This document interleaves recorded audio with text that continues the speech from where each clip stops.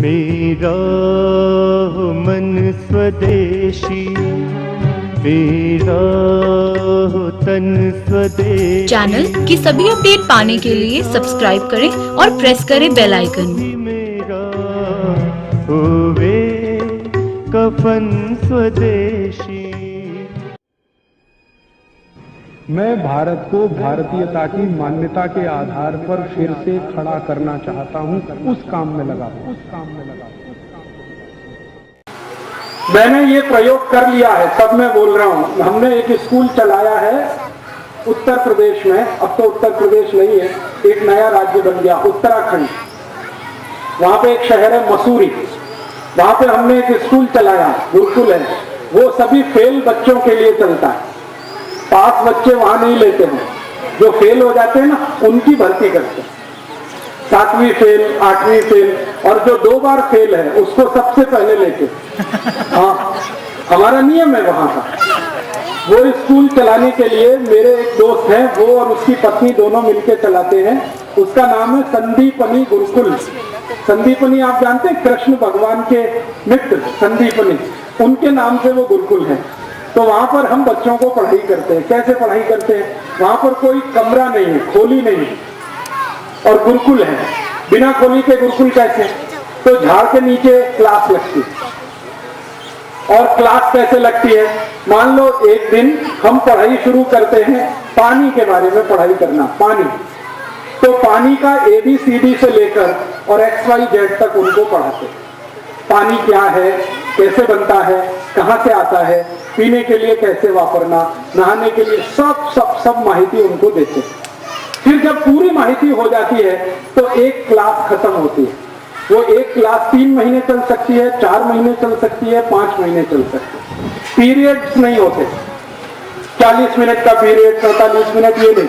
सवेरे से चालू हुआ, दोपहर तक चला, जब भी भूख लगी क्लास बंद हो गई, भोजन किया, विश्राम किया, फिर उठ गए, फिर क्लास चालू।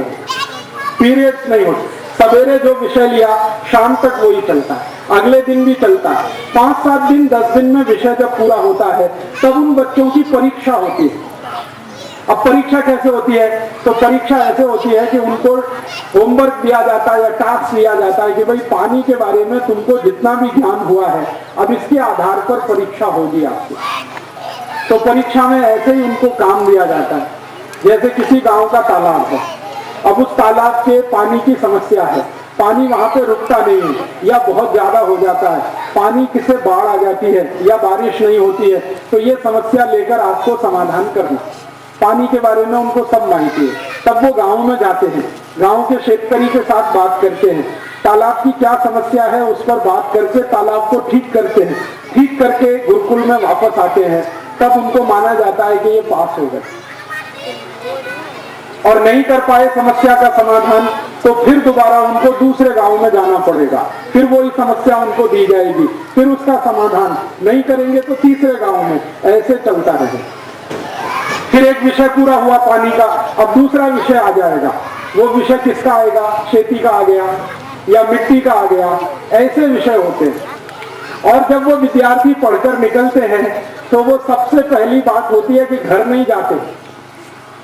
वो बोलते हैं हमको घर नहीं जाने का। क्यों नहीं जाने का? वो कहते घर में मजा नहीं आता।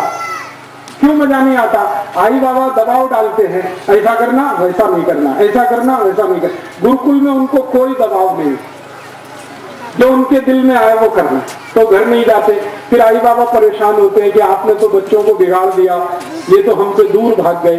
तो हमने कहा आप सोचो ये आपसे दूर क्यों भाग रहे हैं? आपने इनको पैदा किया, हमने पैदा नहीं किया। फिर ये आपके पास क्यों नहीं आना चाहते और हमारे पास क्यों रहना चाहते हैं? तो उसका एक ही कारण है कि हम उनको अपमान नहीं करते, हमेशा सम्मान करते हैं और कोशिश करते हैं कि उनको ज्ञान मिले, दबाव नहीं डालते कुछ।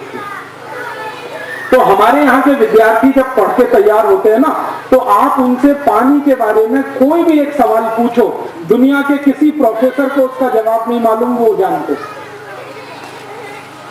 क्योंकि पानी के बारे में सब माहिती उनको है।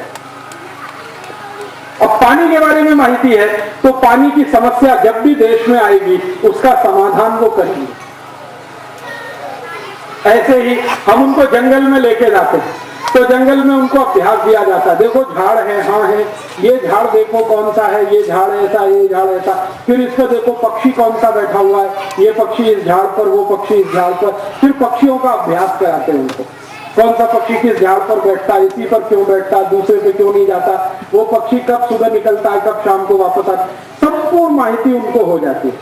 फिर किसी जूलॉजी के प्रोफेसर को हम बुलाते हैं बच्चों के बीच में, फिर उसको प्रश्न करते हैं और बच्चों को प्रश्न करते हैं। प्रोफेसर जवाब नहीं देता, बच्चे जवाब देते। प्रोफेसर जवाब देने के लिए किताब ढूंढता है और बच्चे फट फट फट फट मुंह से बोलते हैं, तो वो कहता है कि ये तो मेरे भी गुरु हैं। वो भाग जाता है प्रोफेसर, क्योंकि उसको पुस्तक का नॉलेज है, इनको जिंदगी के सामने से आया हुआ नॉलेज। ऐसा अभ्यास। अब ये अभ्यास करने के बाद ये बच्चे पता है क्या करते हैं, ये जैसे ही निकलते हैं हर जगह इनको बुला लेते हैं सरकार के लोग। आपको सुन के ताज्जुब होगा, ये हमारा स्कूल 10 साल से चलता है। 10 साल में लगभग 1340 बच्चे वहां से निकले पढ़कर, एक भी बेरोजगार नहीं है इस समय, एक भी बेरोजगार नहीं। सबके पास कम से कम 10 से 15 हजार रुपए मासिक की पगार वाली नौकरियां हैं, डिग्री किसी के पास नहीं। तो आप बोलेंगे नौकरियां कहां मिली हुई हैं? हार्बेरियम में नौकरियां हैं, म्यूजियम में उनको नौकरियां हैं, जहां पर जीवित हार्बेरियम और म्यूजियम होते हैं वहां पर उनको नौकरियां हैं, क्योंकि नॉलेज उनके पास है। और दुनिया में बहुत सारी नौकरियां नॉलेज बेस्ड हैं, डिग्री से उनका कोई संबंध नहीं।